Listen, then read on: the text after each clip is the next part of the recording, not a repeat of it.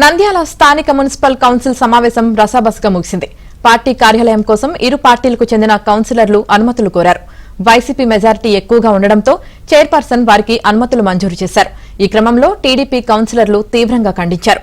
గత ప్రభుత్వంలో సంవత్సర కాలం ఉండగా ఎలాంటి నిర్మాణాలు చేపట్టలేదని, ఇప్పుడు పార్టీకి సంబంధించి కార్యాలయం అడిగితే వైసీపీ కార్యాలయం పూర్తయిన తర్వాత అనుమతులు ఇస్తాననడం సమంజసంగా లేదన్నారు. టీడీపీ కౌన్సిలర్లు నిరసన వ్యక్తం చేయడంతో అర్ధాంతరంగా కౌన్సిల్ సమావేశం నుంచి చైర్పర్సన్ వెనుదిరిగారు.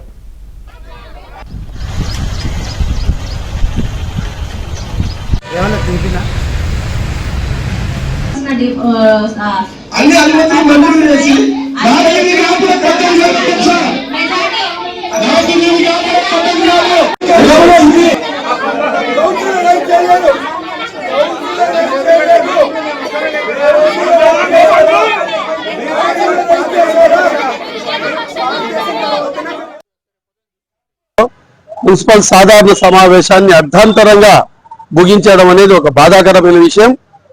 నంద్యాల పట్టణంలో తెలుగుదేశం పార్టీ కార్యాలయం కోసం 1 ఎకరా 57 సెంట్లు కావాలని చెప్పి తహసీల్దార్ వాళ్ళు మనకు మున్సిపాలిటీకి రాయడం జరిగింది.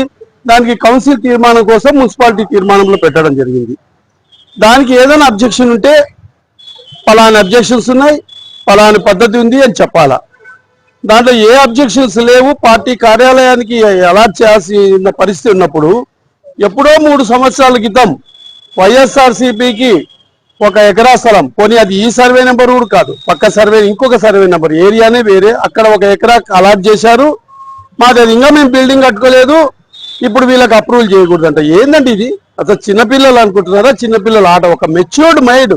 మనం ఒక్కొక్క వార్డుకు 5-6 వేల మంది ప్రజలకు ప్రతినిధులుగా ఒక విలువలతో కూడుకున్న కౌన్సిలర్ల